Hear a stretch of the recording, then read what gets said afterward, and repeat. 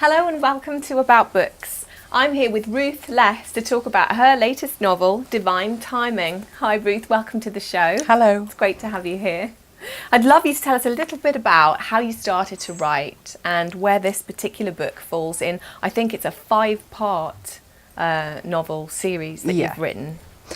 I've written probably most of my adult life. I enjoyed writing. I've done smaller stuff. I've done small stories. Oh, cool. I've also done 2 full-length books, and I think really I use them just to get used to paragraphs, chapters, beginning, middle and end. The process of writing. And because this was such, it's a series of 5 books, so it was difficult to just hit that straight off. So I thought I'd try the other 2 first, which I'll probably go back to at some stage. So they're unpublished at this point? At this point, yes. They're still on my iPad. And so I started with an idea. I was watching the news one night and there was adverse weather conditions in America, and they were throwing the water up in the air and it was freezing, and they were worried about the homeless people on the streets. Right. And that was the catalyst for book 1, basically. And then with my work, the things I do through work, it sort of developed into a series of 5. So tell us, I mean, obviously, this is, we're going to get into the detail a little bit later on in the programme, but tell us a little bit about what you hoped to achieve with the series as a whole. It's quite a gritty focus on homelessness, addiction, on people's relationships with each other in a time of trouble. It's a book based on modern day evil, which that's the drugs and homelessness issue. Something that I've done through work for 20 plus years of work for adult social services. So I've come across a lot of characters, and there's probably multiple characters in most books, and some people will probably be able to recognise themselves. The idea was that when you're a new author, you need a springboard, you need a hook, you need somebody to notice. And the first book I wrote, not in that series, the original book, that was a crime story. Yeah. And I thought, if people don't know me, I've got to give them something really fantastic for them to want to pick that book up. So that you were exposing the gritty side of life in Liverpool was a focus you chose for yourself. Yeah, and I particularly like Liverpool and the Wirral and Birkenhead. There's some fantastic areas, some fantastic buildings, people. And a fantastic dynamic between people, which is very much what you focus on in Divine Timing. Yeah, and especially as well on the Wirral, you can go from a very poor area to a very rich area within about very fast. 2-mile radius. It's unbelievable. So I came up with the idea initially with the drugs and homelessness, and then the hook was Father Jimmy. Now that was a real character, Father Jimmy. That was based on a real character. And Chowden Lama. Chowden means devout and Lama means teacher. That's something I just came up with. And I just thought of putting the 2 religions together to work together against evil, a force of evil. And I just thought that would work quite well. And then I thought people probably want to know a bit about their own area. So I've used points. Book 4 has Birkenhead Priory. Book 1 actually has the Black Pearl, which is a community project in New Brighton. Okay, so I've put all different bits and pieces in, and hoping that will encourage people to pick up the book and have a read. Okay, so that they can cite themselves if they live locally, for example, in a particular place or area. Yeah. Okay, well, for those people who haven't yet read it, do you want to give us just a brief synopsis and outline of what happens in book 1? It starts off with Father Jimmy. He's called to the local hospital, and a homeless person is frozen to death on the streets. And it's the 4th one in a matter of days, and he's enraged in the 21st century that this sort of thing's happening. So he goes back to his church, and he's so angered, and he drops to his knees and he's praying, and he says to himself, why is this happening in the 21st century? And a voice pops into his head and says, open my doors. That's right. And the voice of God is you imply in the book that it's the voice of God, and the voice comes back a few times, doesn't it? And so through the book, his gifts progress. There's an interfaith conference. He meets Chowden Lama, and their paths cross. And Chowden Lama is a Buddhist figure. He is the Buddhist monk, He's come to Britain for an interfaith conference. They get together, and they have a 3rd character, Peter. Now, Peter is a drug addict, and his life has been absolutely dreadful. He's homeless, and he's quite a difficult character, and together they manage to bring Peter in a bit. I won't go into too much detail because I don't want to give too much of the story away, but that is the crux of the story, basically. Would you say that these are characters per se, or that they represent key issues or ways of thinking? They do represent key issues. I have used characters that I've come across, people that I know that I've asked and they've been okay. Obviously, there's quite a bit about drugs. Now, I don't have any first-hand experience with drugs, so I've spoken to somebody. I've spoken to somebody who is a lifelong drug user, and he's given me quite a bit of background, and so I've used that. So it's more authentic, basically. Okay, cool. So there's a kind of combination thing going on of a metaphorical discussion of good and evil, or maybe even an allegorical discussion of it, and some very specific historical, known to you scenarios and anecdotes. Yeah. Who would you say your favourite character is? I'm with Father Jimmy, I have to say. Possibly Peter. He's quite an interesting character. He's quite complex. Did you mean with Peter, by the way, with giving him the name and all the references to the rock, to refer to Simon Peter, a Christianic symbol of foundational stability? Yes, there's a biblical undertone, and that runs through. And in each of the books, as there's 5, I leave a couple of threads here and there, which will all be picked up in book 5. Chowden Lama has a companion who travels with him, a large monk. He's silent, he's taken a vow of silence. He's referred to as the Silent One. Now, he doesn't have a name, and there's a reason for that, and that will become apparent in book 5. So you've not just fleshed out the Christianic aspects by giving Peter that kind of side to him, his nature. You've also fleshed out the Buddhist angles too. It's 2 wholly different religions coming together for one purpose. And why not? Are you religious yourself? I think so. I mean, we are Catholic, our family are Catholic, and we actually know, as I say, Father Jimmy was based on a character, a tiny, small little man, and he had such a following, and I remember one time somebody introduced me to him, and I had this idea in my head of this huge man, this huge figure. And he was this tiny little man, and he had this huge following, and people just flocked to him. He would mix with anybody, he had no fear. And so that was a really easy character to write because it was based on an actual person. I liked the way in which he used the voice of God to overcome some of the logistical problems Father Jimmy has with humanity. So his bishop, for example. Yeah. That was really good. What were you trying to do there? Well, I think most of us have an idea sometimes, and a thought will pop into our head, and we just close it down, we ignore it. And sometimes I think maybe if we listened a bit more, it might give us a better idea. And, you know, quite often you'll get to a junction, you'll think, should I go right, should I go left? And something pops into your head and you just think, no, I'll go the other way. And you should have actually listened. To the voice of your inner self, or to the voice of God in this case. Yeah. Yeah, that's interesting. I wondered as well if you're making a point about fear. It's easy to get frightened, particularly, I mean, you chose an employer setup. It happens to be a religious employer, but it's a kind of like an employer-employee power imbalance, isn't it? Yeah. And I liked the way you seemed to be suggesting that God was the ultimate boss. Well, yeah, and it's that thing again, do we choose our own destiny? Are we led there?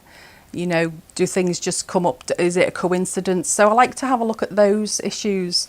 Also, there's lots of alternative ideas to how this world works, so it's a look at that as well. And that's why I wanted the 2 different religions, because I thought they'd work quite well together. You published it with Vanguard Press. Do you want to tell us a little bit about the publishing process for people who perhaps are out there and hoping that they'll be able to do the same? Now, I think it's really easy with the internet. You can, basically, most publishers just ask you to send off, say, a synopsis. And it's important as well that you get the right publisher. You send off a synopsis, and if they like it, then they'll send you an email back. Everything's done electronic, which is fantastic. There's no post-in letters. Then they'll ask for the first 3 chapters. They take the first 3 chapters and they read them. And if they like that as well, then they'll ask you for the whole book. Yeah. After they've read the whole book, that's when, you know, they'll either make you an offer or they'll decline. Now, you know, I did have a couple of other offers. I did have a couple of choices.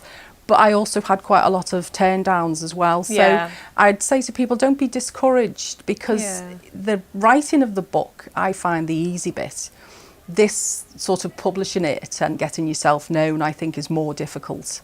I think it's much easier to sit at home and write the book. With fiction? Yeah. Yeah. Do you ever write non-fiction? Well, although that is fiction, there's a lot of real stuff in there. There's a lot of real characters. Like biographical material, Yeah, biography. yeah. So, I mean, I've got loads of ideas of other stuff. I've got an idea for something that's never been done, but that's top secret at the moment. Oh, go on. So I can't say we won't say anything, will we? So I can't say too much about that. But I just have absolutely loads of ideas. And I think I'm probably a bit nosy. And I think that helps if you're a writer. And I absolutely love the airports. I sit in the airport, I sit right at the very back. You people watch. Yeah. Yeah. And I listen into conversations and I'm watching. And I really, really do enjoy that. And it's quite funny because you see family dynamics and you look at somebody, it's that thing, don't judge a book by its cover. Yeah.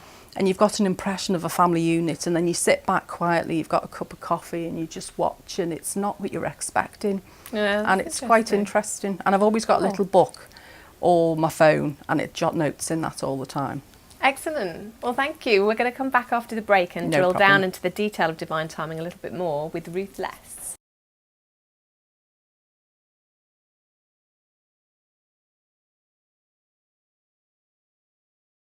Welcome back to About Books. I'm here with Ruth Less, talking in a little bit more detail about her first novel in a series of 5 called Divine Timing. Welcome back to the show, Ruth. Hello. What I wanted to do was to drill down into a little bit more detail in this second half. We've kind of skirted some of the key issues to do with the austerity culture, really, that the country's facing at the moment. But do you want to say a little bit more about what you think perhaps the top 3 topics of the book were intended to be? Drugs, homelessness and bringing 2 religions together. So faith. Yeah. And how to deal with that. Do you want to tell us a little bit more about what you were hoping to do with the drugs and the addiction side of things? Well, drugs and addiction, it can happen to any household, rich, poor, educated, uneducated. It's really, really quite deeply rooted in most of society. And it's just a look at how people look at people who have problems with drugs. The judgmental culture. Yeah. And then sometimes as well, I mean, we have a huge amount of people on the streets and people don't even make eye contact. They walk past them, they step over them. Why do you think that is? Because I often think it's not necessarily a lack of care.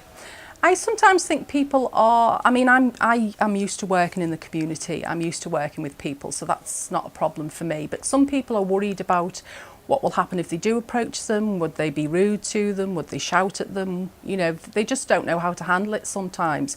Some people have an idea that, you know, possibly it's their own fault, but I don't think anybody actually chooses to go down that route. No, I don't it's, think so. you know, it's circumstances that arise, can happen to anybody, especially these days when most people are a couple of paychecks away from losing their homes. And it's really important that people understand how vast this problem is.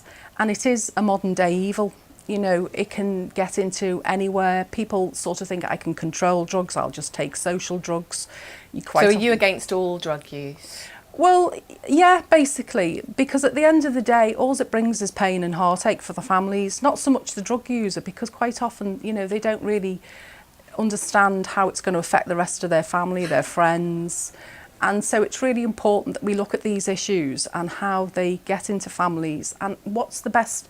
I mean, we don't have programs to get people out of these situations. You know, we have lots of people that use drugs, and it would be lovely if we had more ways of engaging with these people. Do you mean we don't have enough programs or enough funding? Yeah. I mean, we had more a while ago, but we've got quite a lot less because of obviously with all the cutbacks.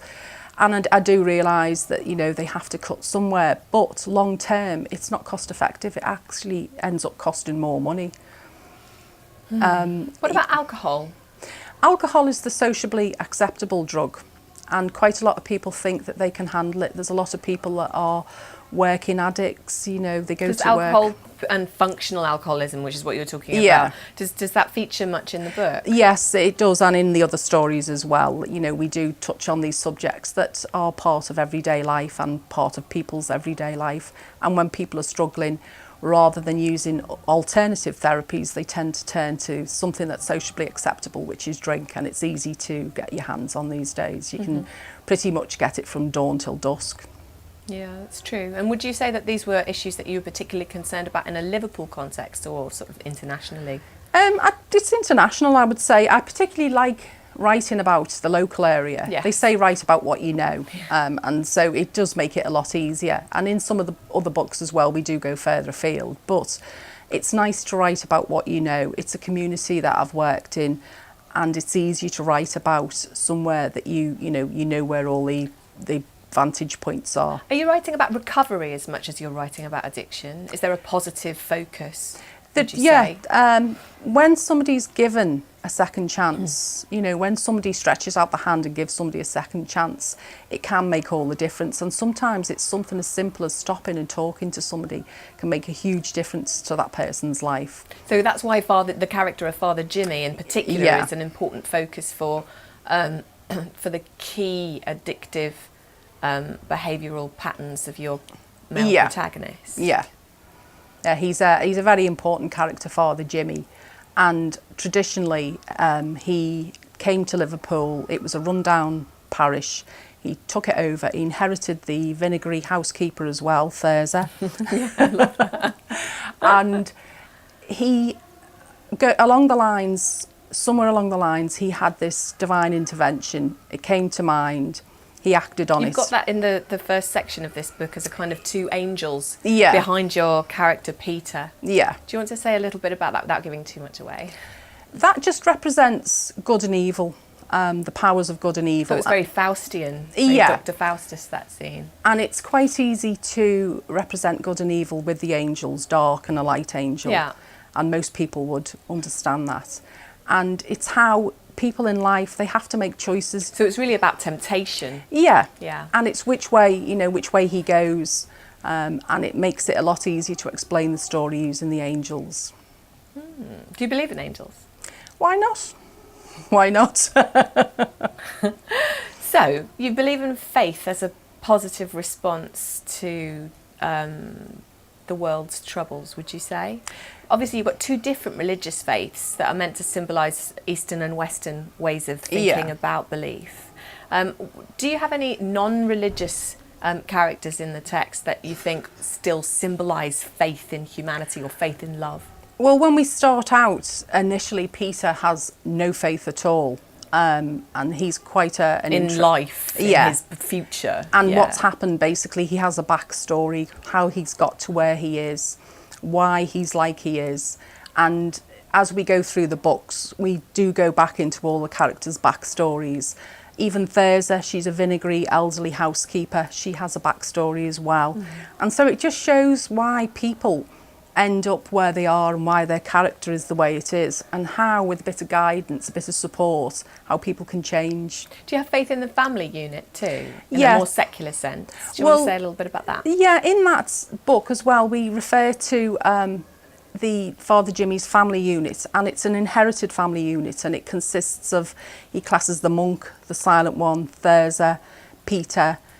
Peter has a girlfriend eventually, and these are all people that he's inherited. This is his little family of misfits that have come together, his family unit, he looks after them.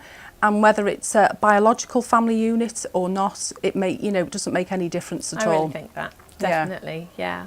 Because there's lots of blended families now, and I think it's important that we look at how these families blend. Yeah, and the people that you choose are quite often more important. Yeah. Because it's that old saying, you can't choose, your family, but you can choose your friends. Yeah, and it is really important that, we have a linear, and most of us have a family tree. We can look back on our family tree, but it's interesting when a family comes together, a blended family, and again with the religion, there's two separate religions coming together. Now, really, people would say they're completely different faith systems, but most faiths, at the bottom of faith, is love. That's the message, and love definitely does come across as a goal, and it's bringing that together. So tell me a little bit, we've talked quite a lot about the male characters and the foundational framework of masculinity in the book. Do you want to say a little bit about some of the other women characters? I understand some of your later novels in the series touch more on this. Book 2 is The Golden Quill, and that comes from... Very Harry Potter. we have a ritual at the end of book 1, and it leaves the opening for book 2.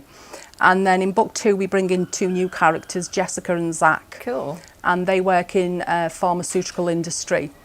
Jessica is a very strong, powerful individual, and Zach is he's quite a unique character. He's quite insular. He's very bright. He's very intelligent. Yeah. He has a secret that I won't reveal at the moment, and he goes after this particularly powerful character. They're drawn to each other. They're like a magnet. Both of them wanting to be in control of the relationship, and it's a very powerful relationship, and it's a battle of wills to see who comes out on top. Do you want to give us a hint? Not really, because it might. There's quite a few twists and turns with that relationship, so it goes it goes right the way through the book, so it might detract from the ending a little bit. Cool. And are there any other inspirational women characters or female relationships? You mentioned Thurso quite a few times. Thurso is an elderly housekeeper. She's come from Cornwall. She's arrived in Liverpool, and she's quite vinegary. Nobody knows anything about her background. She's very sharp-tongued. And it's not until book 2 that we find out why she's like she is. She's a twin. Oh, cool, So it's quite interesting. She has a twin sister that she's left behind, and she's completely cut off from her original family. Something happened one day. She got on a train, first train to pull in to the station was Liverpool. I always wanted to do that, but you can't now. You've got to go through a barrier. The rest, as they say, is history. So that's how she ended up in Liverpool. But we do explain her story. But it's quite an interesting story, Thurso. Yeah. And she's quite a powerful lady. Do you think of Liverpool as a female character in the text? It's the spirit of Liverpool. Yeah, I mean, Liverpool, my best friend's a Scouser. She's hilarious. I mean, I live on the Wirral, but we class the Scousers as our cousins, and there's always been that sort of, camaraderie between the two. Yeah. It doesn't matter where you go in the world, you'll always bump into a Scouser, always, and you'll always have a good time, a laugh and a joke, and they're really nice characters to write about. Because I think you were trying to suggest that the city has got hope. It most definitely has. I mean, if you were in love. Yeah, and if you were stuck anywhere, it doesn't matter what part of the world you were stuck in, and you came across a Scouser and you needed a bit of help, I'm sure they'd help you. I'm absolutely certain of that as well. We're almost out of time, but do you want to just tell us a little bit about what you're doing now, just quickly? I'm just on book 4, Restoring the Relic. I'm just bringing that to an ending. Great title. Yeah. I like it. So that's book 4. And we're just winding that one up, and then book 5 is Keys to the Kingdom, and that will just tie in all the loose ends. That's the last one. Fab. And then after that I'll have a little bit of a break. I think you'll deserve one. But I've still got loads of ideas in the background. Oh, that's fab. Well, thanks so much for coming in and talking to about books today. No problem. That's Ruth Less with Divine Timing.